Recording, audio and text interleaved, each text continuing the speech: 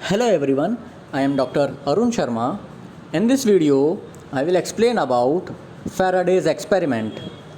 In 1830, Michael Faraday showed that if electricity is passed through a solution of an electrolyte, chemical reactions occurred at the electrodes, which resulted in the liberation and deposition of matter at the electrodes.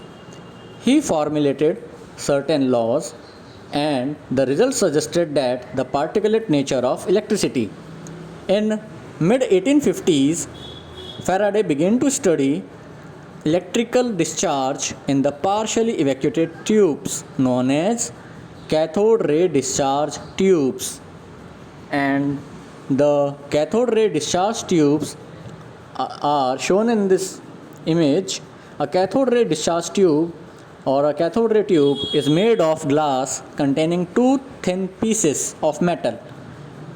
These are called electrodes sealed in it. There are two types of electrodes, that is their names are cathode and anode. Cathode is negative charge and the anode is positively charged.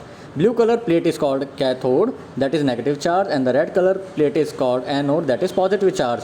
And a vacuum pump is given there to maintain the vacuum in the discharge tube. The electrically discharge through the gases could be observed only at very low pressures and at very high voltages. The pressure of different gases could be adjusted by evacuation of the glass tubes. When sufficiently high voltage is applied across the electrodes, current starts flowing through a stream of particles moving in the tube from the negative electrode cathode to the positive electrode, that is anode. These were called cathode rays or cathode ray particles.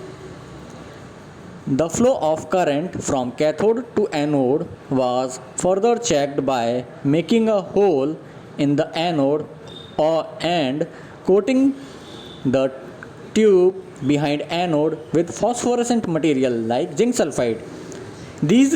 When these rays, after passing through anode, strike the zinc sulfide coating, a bright spot is developed on the coating.